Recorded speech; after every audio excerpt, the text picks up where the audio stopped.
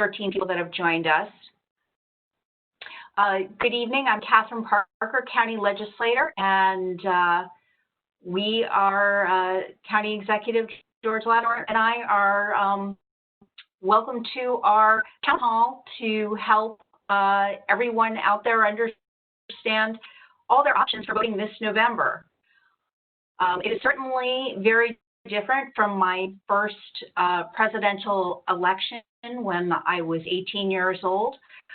We have lots of options, and given the pandemic this year, I think it's more important than ever that everybody have an opportunity to really think about and consider what will be safest for them, best for them, and will help people make sure that their vote is counted. So I'll turn it over to you, County Executive, and we'll get started. Well, thank you, Catherine, and we owe you a debt of gratitude for putting this program on. We're having a chance to share with our Sound Shore neighbors exactly what some of the procedures are. Some of them are generic, which we've talked about before, we've seen on social media, but the program that Catherine has put together is very specific in terms of the people who live in the 7th Legislative District, a district I know very well, and having that kind of specific connection we think is important. There couldn't be a more important election than this year. The presidency, there's other important positions open in the state legislature and the Congress of the United States. Will be electing new members of Congress to represent Westchester County, and we have some very solid folks that we will be voting on for the state legislature. But the presidency is the ball game, and this may be as important a presidential election in my life. I don't want to admit my first election vote was cast for President, McGovern Nixon. But this is a pretty important election, and so we're happy to have options, and we're happy that Catherine has taken the time to take us through those options. So take it away, Madam Legislator.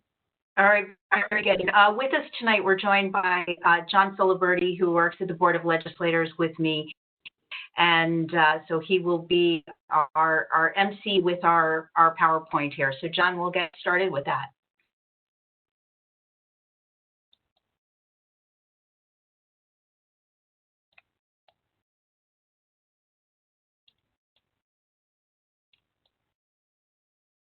Just give it a second.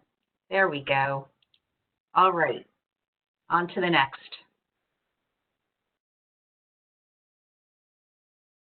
We're going to start just with some basic information on voter registration. Those that maybe are turning 18 or will be 18 on or before November 3rd, you can register now. If you want to check also, make sure that you're registered to vote. Maybe it's been a while since you voted. There are some really great online tools that you can look up your voter registration. We have here www.vote411.org, voterlookup.elections.newyork.gov, and the state legislature and Governor Cuomo a couple of years ago started through the DMV electronic voter registration application. So if you have a driver's license or a permit or non-driver ID, you can do that through the DMV. Now, the deadline here, and we're going to be talking about lots of deadlines, but if you are registering to vote, your voter registration form must be postmarked no later than October 9th. And it has to be received by the Board of Elections no later than October 14th. So anytime I talk about deadlines, my next thing that I'm going to say is don't wait till the last minute.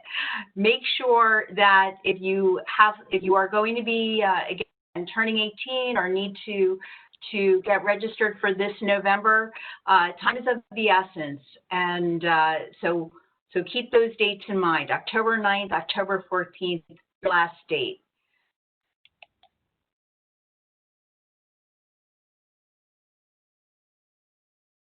Turn this over to you, George. You want to do a change of address?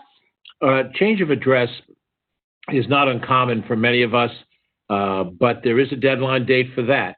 And that registered voters, and you've moved since the last time you voted, which could be as recently as the primary, you have to express that by October 14th. Now, that's not a long time from now, this being September 21st, and it's received by the County Board of Elections in White Plains, processed and entered in the records in time for the general election. And obviously, if you have a change of address, you really ought to do it right away, because in a few minutes we're going to get to early voting, which will start in late October. And so normally it's in time for general election, but if you want to vote early, rather than wait for an election day, you ought to put the change of address in right away. If you have moved, obviously, if you move from Manhattan, if you're watching this, and obviously we know who's on the line so far, if you move from Manhattan up here, you're going to either have to change your address right away, get registered here, or go back and vote in Manhattan. But the bottom line is that October 14th is the deadline. Make a note of it. That's a couple of weeks worth of time. And then after that, you're going to be listed where you most previously lived, and you'll have to vote out of that address. Very good. All right. So if you find out that you're not registered to vote, there are a couple of ways that you can take care of that. You can register to vote in person. The County Board of Elections is actually right across the street from our municipal office building, where George is on the 9th floor and I'm on the 8th floor. Any New York State agency, the Voter Registration Center, and you can check that out at www.elections.newyork.gov/NVRA. And again, the Department of Motor Vehicles. Now, I should have said it in the beginning, we're giving out a lot of information, and to everybody that registered for this talk, we will be sending out this PowerPoint to you afterwards. So you'll have it, you'll have all the key dates inside, so you don't have to worry about taking notes tonight, but we'll go over it with you. And then if you have any questions as we're going along, please put them in the chat. You can also request a New York State voter registration form by mail by entering your name directly into the mailing list database at, again, www.elections.newyork.gov. And lastly, you can call 1-800-4VOTE to request a voter application. Next slide. So here's what it looks like. And as you can see, the first question, are you a citizen of the U.S.? And if not, then unfortunately, you're not eligible to vote. Next slide. Again, now I want to just throw one thing to your attention. Number 14, political party. There are a list of so the first heading in purple, I wish to enroll in a political party. And you have Democratic Party, Republican Party, Conservative, Working Families, Green Party, Libertarian Party, Independence Party. And I'll just point out Independence Party. Oftentimes people check that box, not meaning to register with the Independence Party, but really meaning to not register with a party at all. So I point that out because then the next purple heading says, I do not wish to enroll in any political party and wish to be an independent voter. So that would be where you would check that if that's what you'd like to do. And then you can also, optional question number 15, you can apply for an absentee ballot the same time that you're registering to vote. But they have to process your application and registration to vote before you can get your absentee ballot. So I point that out again. You don't want to wait until the last minute. Sooner the better, and get your plan of voting together. Next slide. Before we go to the next slide, just one comment. Yeah, sure. The set parties that you see listed there that you can register in are based on the parties that have a permanent party line for the next 4 years. After every gubernatorial election, historically, any party that gets 50,000 votes or more in the gubernatorial election becomes a quote-unquote permanent party for the next 4-year period. So, of course, Democrats and Republicans usually do that. Historically, the Conservative Party has met that threshold. And then over the years, you've had different parties that have come and some have gone. Some may remember there was once a very prominent Liberal Party in New York State. Was really the number 3 party before the Conservatives took the stronger position vis-a-vis them. We've had a Working Families Party with us for 20 years, Independence Party, slightly more than that since the 1994 elections. and then you'll see Libertarian, Green, some of the ones that are more recent. This election begins a new system that New York State has passed, which requires a permanent party to reach a threshold, a percentage threshold of votes in the presidential race, and then 2 years later, the gubernatorial race. So most of the people around the line here are already voters. You've already enrolled in a party or chosen not to enroll in a party. But for people who choose some of those smaller parties, those parties may disappear as a permanent party. They can always petition to get on the lines of future elections, unless they reach a certain threshold. That's new information this year. It's a little complicated. If you are a member of one of those parties and you want that party to stay in place, then there is a way to look at the presidential election in the light of those minor parties. But that's a change in the law, and it will reflect itself going forward. Okay. How about George? You want to take this one? Sure. Governor Cuomo has, because of his executive authority as governor, in a host of different areas, not just voting, has used his executive authority to establish rules statewide in a host of areas, opening restaurants or closing them, or a host of different things. But in the area of voting, he's used his executive authority to allow for a very important differentiation, and that is absentee voting that does not require a specific reason if your reason is the COVID-19 pandemic. Normally speaking, when you vote by absentee, you must put a reason down. And the reason would be out of town on business, or, you are, incapacitated. Perhaps you're, in traction and you can't leave the house for 6 weeks or something like that. But you have to have, by state law, a specific reason. Now, the state legislature has passed legislation that would change that for the future, but it would not apply in this election. However, the governor used executive authority to say that if you're voting absentee, you simply list coronavirus as the reason, because many of us are not ill, but if we don't want to go out and we don't want to risk the potential of, the virus transaction, which is, fear in many people's minds, you have to use that reason under the absentee ballot, which is coronavirus, and that was created by the governor by executive order. Voting early, which we're going to talk about a little bit later, was passed by the state legislature in 2019. It applied in the 2019 and then now in the 2020 cycle. We had early voting in the primary, and then, of course, in-person voting on Election Day. So you have three different options right now. I don't know, Catherine, in a slide or two, if not next, we'll talk about making a plan to vote. Those are your three options. Voting absentee is an option this year because of the gubernatorial executive order. Thank you. All right. So I'll tell you my personal plan, because I care for my 80-year-old mother, is voting by absentee ballot. It's the safest way to vote during COVID.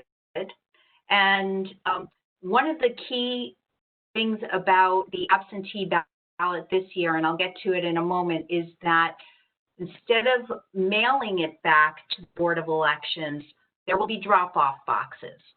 So I'll get to that, but we'll go on to the next slide.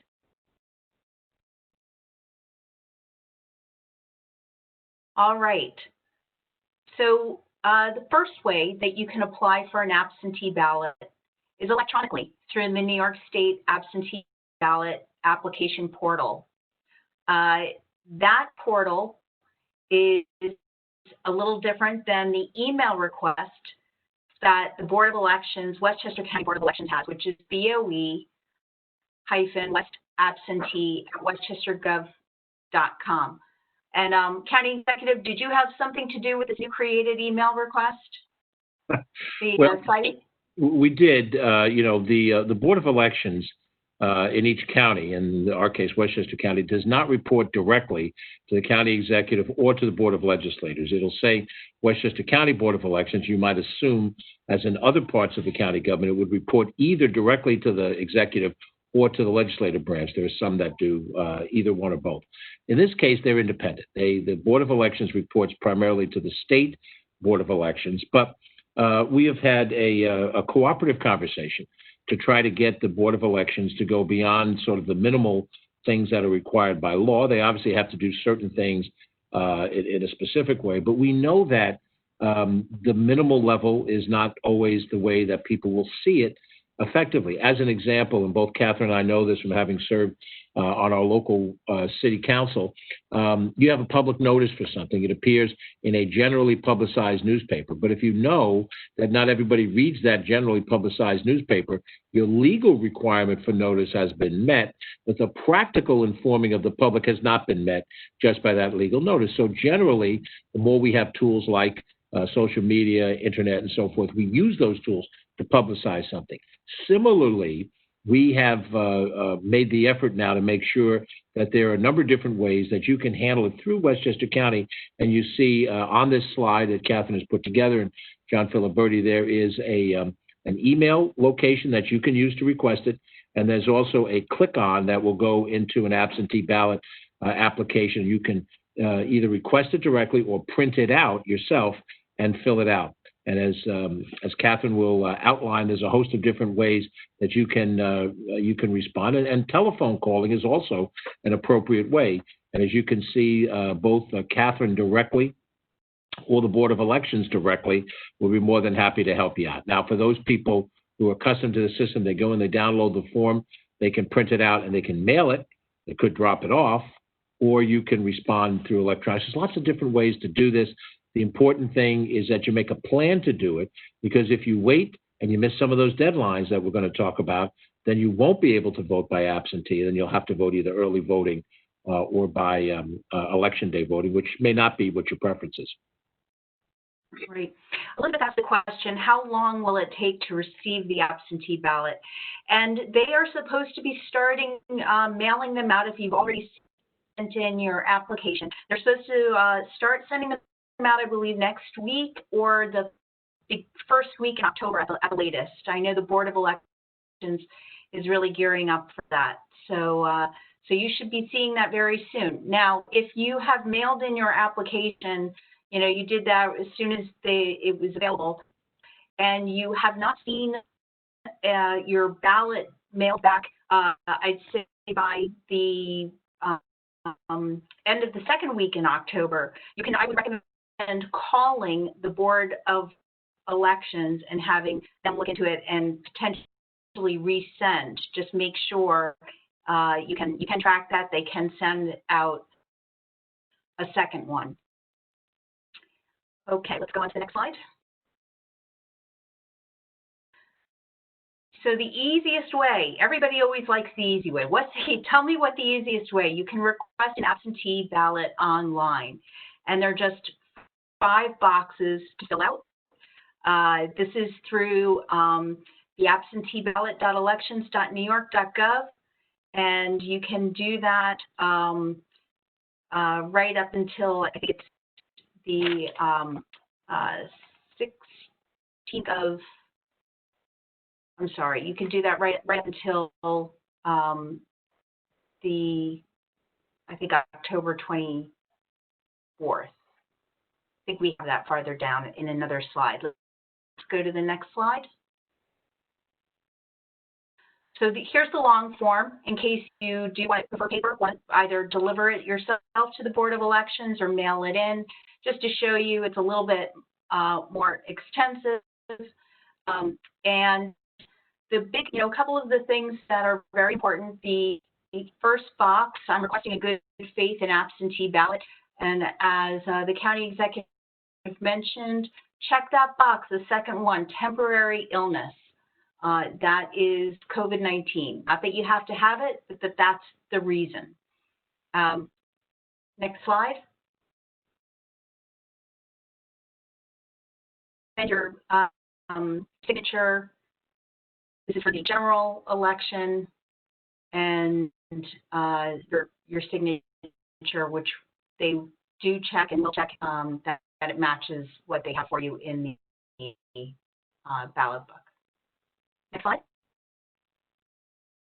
And this is on the back of the envelope. Now, this, for a lot of people, we found during the primary. George, do you want to speak to this a little bit? The envelope for the absentee ballot, I think that in the primary, we had some issues with that. One of the things that, most of us who don't normally vote by absentee ballot may appreciate is that there are very technical rules. In fact, Catherine's got a slide coming up in a second, maybe the next one, which identifies ways that your ballot might be ruled illegal. And one of them is to sign not only the ballot, but the envelope that it comes in, and it has to be signed in a signature that matches the signature that you have on file. And it's very important that that be done properly. If the envelope is not sealed properly, and if it's not signed properly, it could be challenged or could be thrown out as a vote. So your assertion here inside the document and your signature on the outside of the document obviously have to match. Most of us are not in the habit of signing things differently. We sign it the same way every time, but it is essential that those things match up with your signature in the voter registration book, or your ballot may be ruled invalid. And so that includes both this assertion here as well as on the outside of the envelope. And there's the slide. Yes, 4 mistakes. Yes, exactly. So the 4 mistakes: improperly filling out your ballot, forgetting to sign the envelope, using a different signature from what your state has on file, and then lastly, sending your ballot back too late. So this year, it was just announced today that the Board of Elections will be trying to make attempts to reach voters if there has been a mistake, like they've forgotten to sign the envelope, giving people a chance to cure their absentee ballot so that it will be counted. And then the question of sending your ballot back too late, if you're wondering, well, what does that mean? You can mail your absentee ballot back latest on November 3rd, and it should be postmarked November 3rd.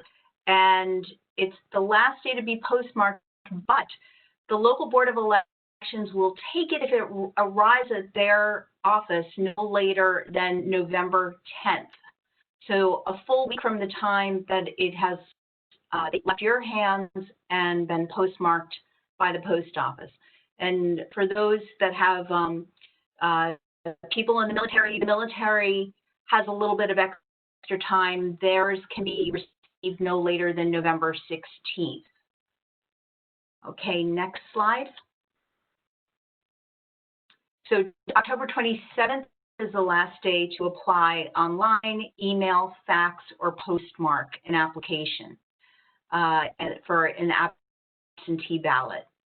And November 2nd is the last day to apply in person for an absentee ballot at the Board of Elections. Let me just highlight something that Catherine said a second ago. There's a couple more deadlines ahead. You really, once you understand the process, and I think most people understand it's an expanded process from the past, but you decide whether or not you're going to vote absentee ballot, don't wait until the deadline, because then you run the risk of missing something much later on. You can, if you're going to go absentee, you know you're going to do that sooner rather than later. If you know that you feel comfortable voting early, make that commitment, put it on your calendar, and then work around that. And then you always have Election Day as a default catch-up.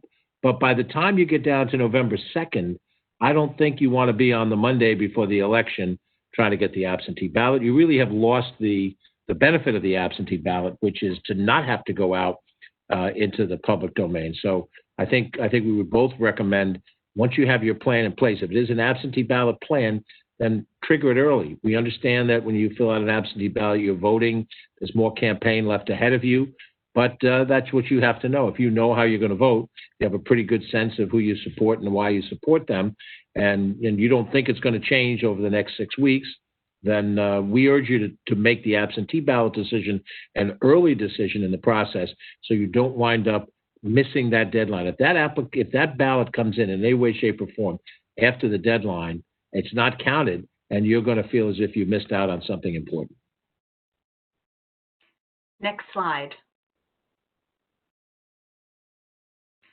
So as I mentioned earlier, my plan is to take my ballot and not put it in the mail, but to drop it off at one of the early voting locations. All of the early voting locations throughout Westchester will be able to take an ballot. So literally, you're just running in, handing off your ballot, and it will get back to the Board of Elections. And one of the early voting sites is the Board of Elections in White Plains. So if that is, where you feel comfortable going, you can also drop it off there. And we're going to get to early voting sites in just a second.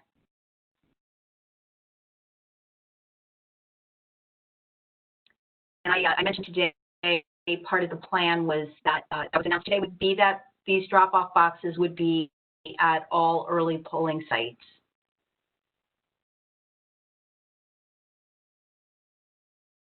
And I think George really touched on this just a minute ago. If you can vote early, I think that that's going to be very important. You want to talk about your experience with voting early, George?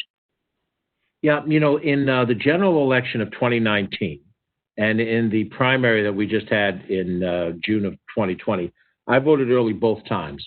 Now, I'm a resident of the city of Rye, and the nearest, and Catherine's got a graphic that will highlight this, the nearest two locations for me are Harrison and Mamaroneck, the Veterans Memorial Building in Harrison or the Mamaroneck Town Center.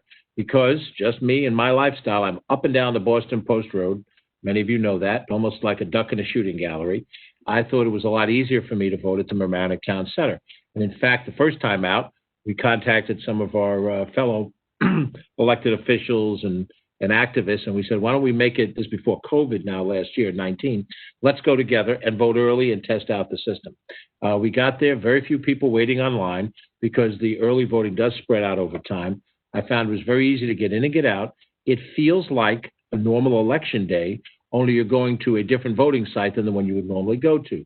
Where I live in Rye, we vote traditionally at Rye Recreation Center on Midland Avenue across from Midland Elementary School. But the early voting sites you can vote at anywhere in the county. You're going to see a graphic in a second.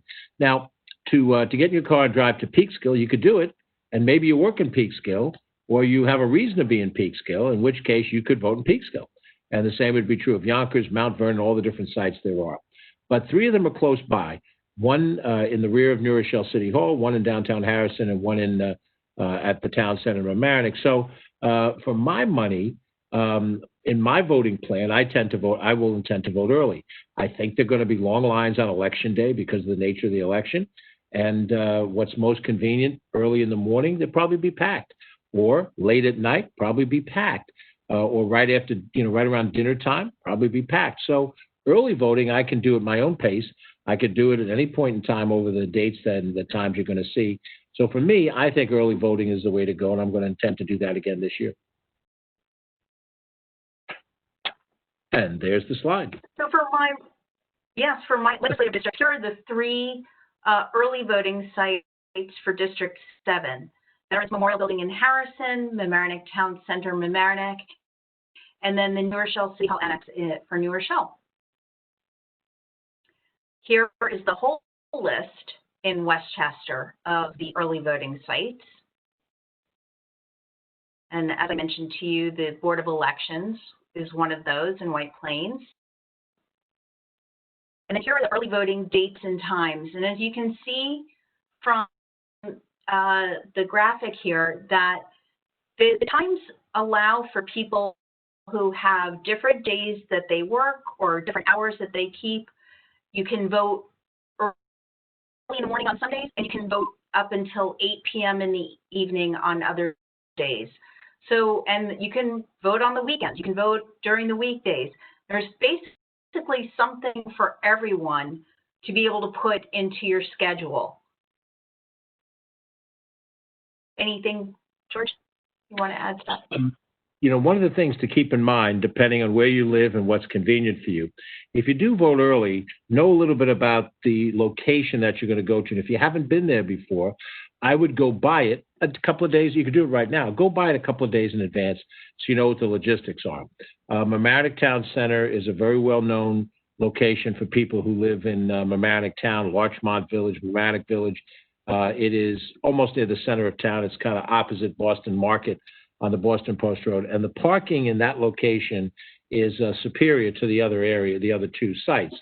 the spot at Beaufort Place is actually the annex behind City Hall at 515 North Avenue. So you go one block east, and they have on-street parking there, which is generally pretty convenient depending on what time you go. And then the Veterans Memorial Facility is on Halsted Avenue, right at the intersection of Broadway. It's the intersection where there's Parsons Elementary School on one corner, the impressive memorial building across the street from that, and then across the street from that, diagonally opposite the school of St. Gregory's Roman Catholic Church. It's a car dealership on the fourth corner. But the parking can be a little more trickier there, depending on what time you day and go. But the smart thing to do is, if you're going to vote early, drive by the place that you think you're going to vote at, look at it, assess the logistics, determine where you'd probably park. Just make it easier for you when you finally do vote. Monday, November 2nd, no voting, no early voting, and it's the day before Election Day. So moving on to Election Day. All right, Dita. There you go. And let's see the next slide. The next slide. So this is my way of saying to County Executive George Latimer, thank you. You know, during our, there was a primary in June, and the board elections did their best, but we are in a pandemic, and we had a tremendous shortage of polling places. County Executive, would you tell everybody about, you know, you really put your team to work to coordinate with the Board of Elections? Well, we knew that because of the pandemic, there were certain locations that simply could not be used for a voting site, as was traditional. The most classic example comes in the city of Rye. 2 election districts vote at the Osborne facility in the auditorium. Beautiful room, plenty of space, parking, everything is nice, except that now those facilities are locked down for any outside visitors. So it clearly cannot be used as an election location. Knowing that, because those of us who live in the area realize that, we contacted preliminarily the school district, and we then came back to the Board of Elections and indicated that the Osborne Elementary School, which is basically around the corner, it's a bit of a big block, but on Osborne Road, would be an alternative site for people to vote. In fact, once upon a time, that was the election district site. It was moved at some point and consolidated in the Osborne inside the home, which does make it convenient for the people who live in the Osborne and who have the lesser amount of mobility. But nonetheless, by us trying to be involved in a helpful way, we were able to identify a number of different sites that would be used ideally just for this year. We don't know what will happen come next spring when the primary season comes back. We don't know what will happen in November of 2021. But for right now, we know we needed to have some alternate sites, and we were helpful to the Board of Elections. Again, we can't order them to do anything, but we were helpful to them in trying to identify some of these sites. We know that one of the alternatives the Board of Elections had is to consolidate sites into a single spot. So let's use an example in each of these communities, whether it's Whitby Castle, which currently has 3 voting precincts, election districts that vote at Whitby Castle presently. You could merge 2 more in there, and then you'll get a madhouse effect on Election Day because you have all these people coming out in 2020, and now you have 5 areas. Even if you expand into the rest of the ballroom that day, you can have a congestion. The parking is going to overload, similar situation. You already have in New Rochelle certain locations that have 5 and 6 polling places. They tend to do more consolidation in New Rochelle. You add a few more districts in, it's going to make it more of a madhouse. And the same would be true in Mamaroneck, where you have at the town center on Election Day 4 election districts. But if you were to put 6 or 8 in that one location, you have the problem that you had last year, less than the primary. So the idea is you find alternative places and you keep the polling places as decentralized as is possible, as close to the places that people are accustomed to voting, so they don't have to, make a long schlep to some other place on the day of the election. And of course, the polls do open at 6 a.m. They close at 9 p.m. And if you don't vote in this election, you got no excuse, because you got plenty of ways to do it. And what's at stake is just so critical. So we're happy that by having some additional polling locations, we made it a little bit easier for this election. Ideally, if the pandemic disappears or we're in better shape a year from now, we would go back to traditional voting places if that can be allowed. All right. So for Harrison, now Harrison, the polling locations that are listed are really the ones that my election districts in Harrison that you would be voting at. We have the Harrison Avenue School, the Knights of Columbus on Halsted Avenue, and the Harrison Public Library.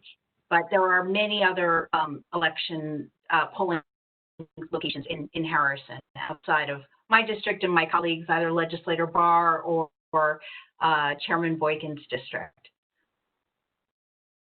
Larchmont, you have quite a lot to choose from here. Central School, Chatsworth Avenue School, Larchmont Village Center, Mamaroneck Senior Center, Maxwell Avenue Facility, Murray Avenue School, and St. John's Episcopal Church. And actually, I misspoke before. You know, you're going to get a postcard in the mail. It'll tell you your exact election polling site for election day.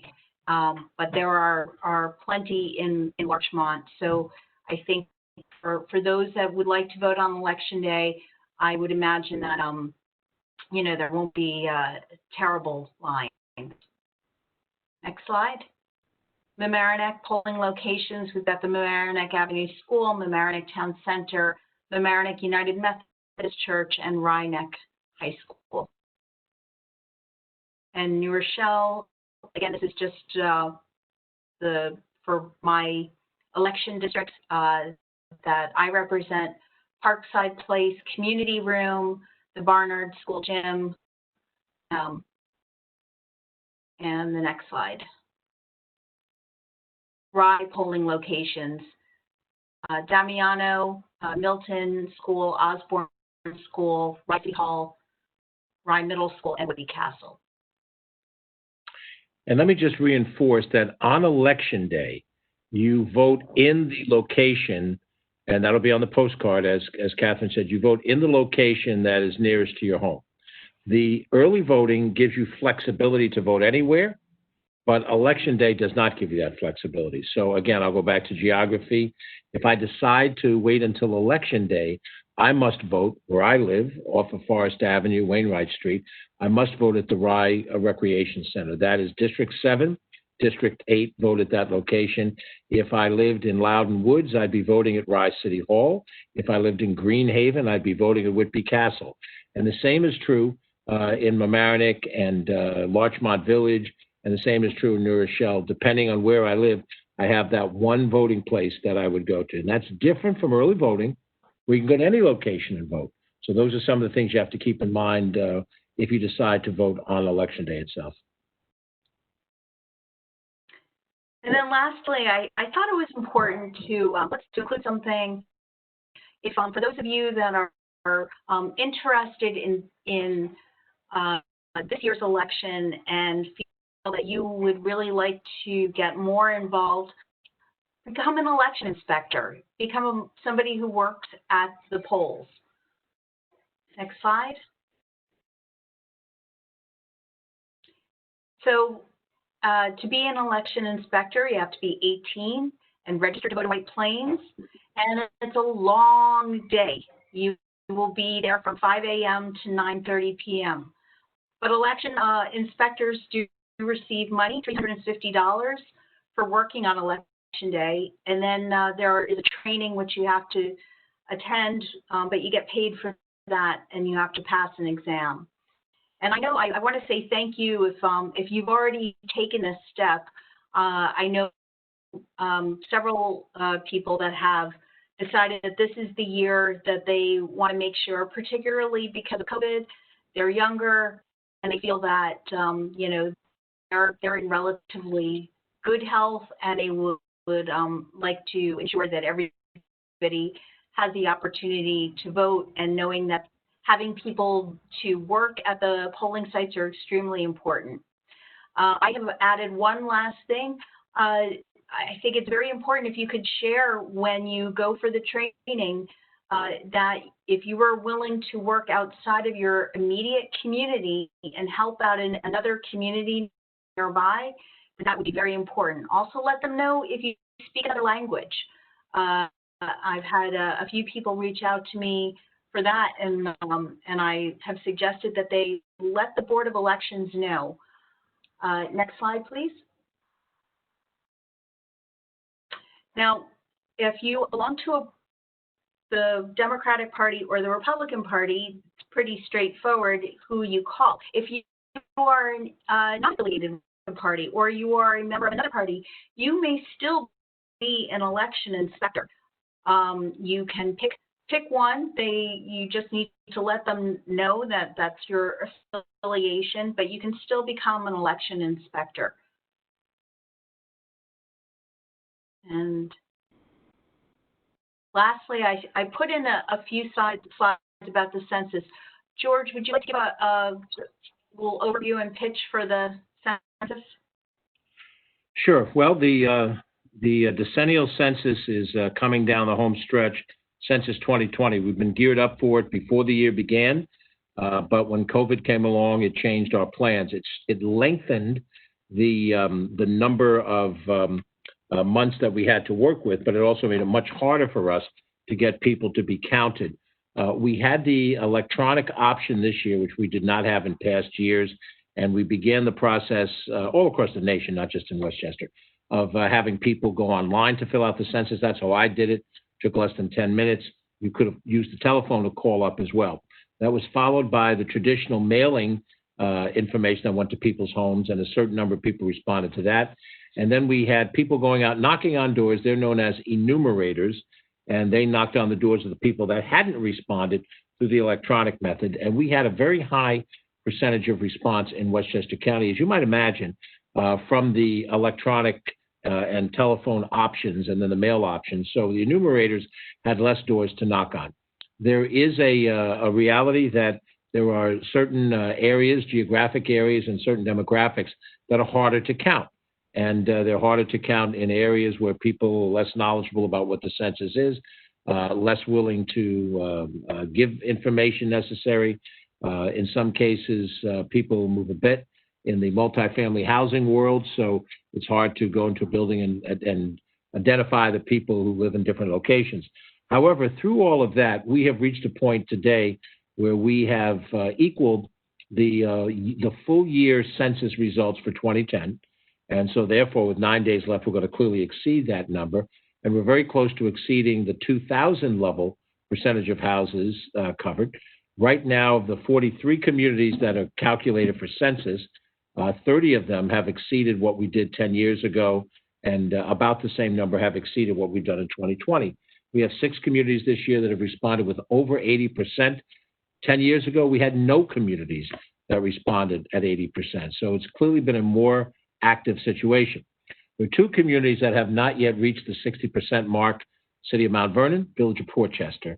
Both of those are less likely, rather than more likely, to hit the 60% mark.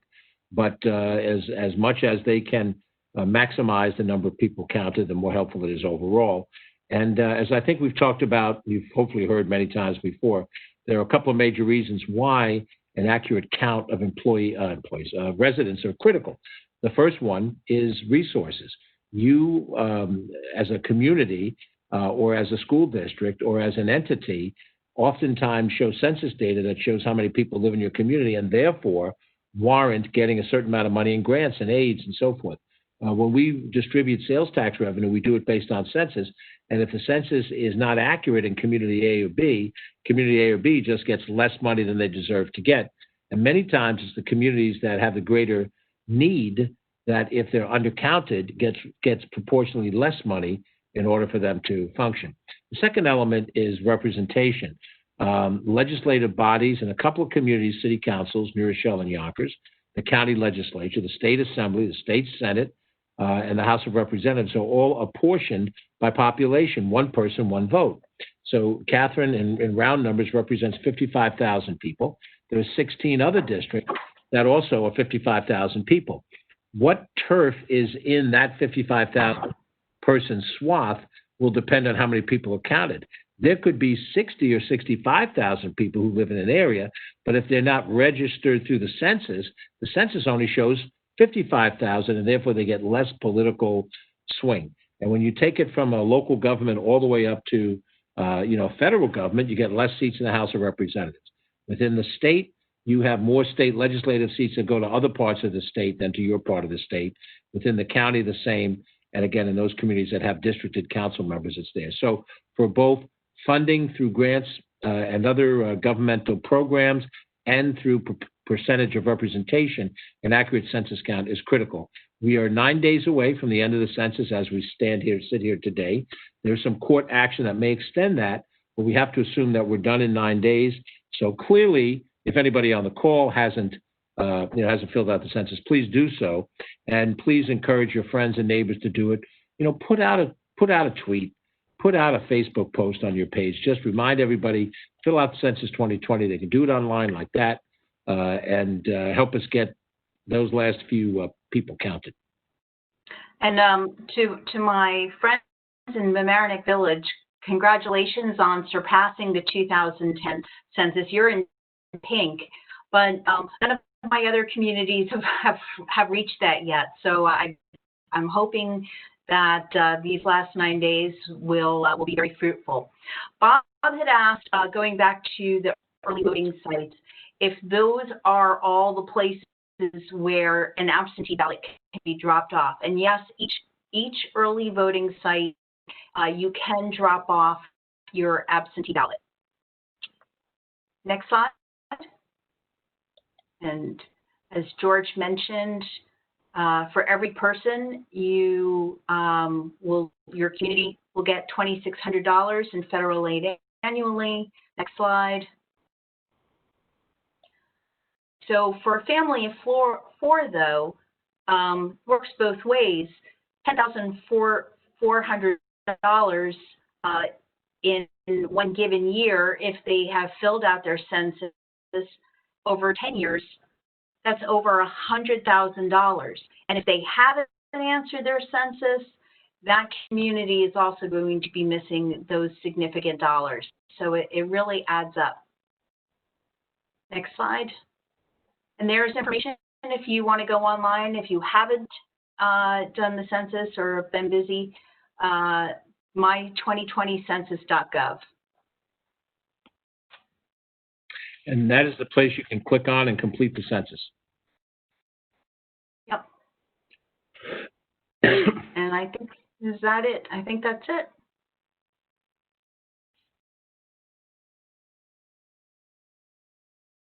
Yes, please respond. Absolutely.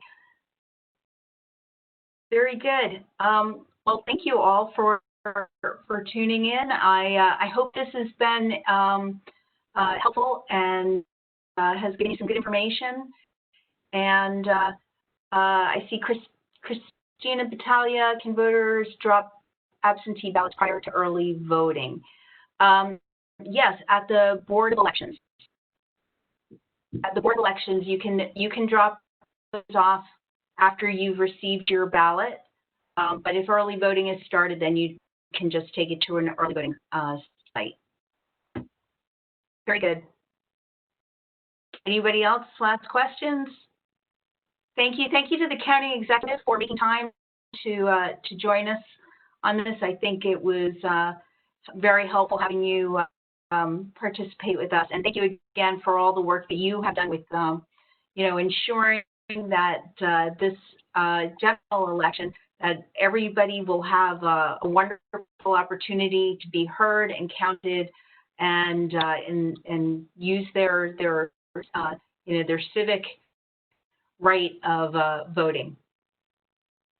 And Catherine, we want to thank you for putting this program together. We owe a debt of gratitude both to Catherine, also to John Filiberti, who works with her. They've done a great job in going through this.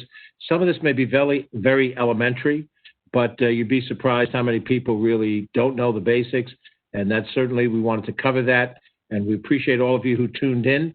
I don't know what you missed, hopefully not dinner through the process. But Catherine, good job in getting all the information out and laying it out very clearly for people to see.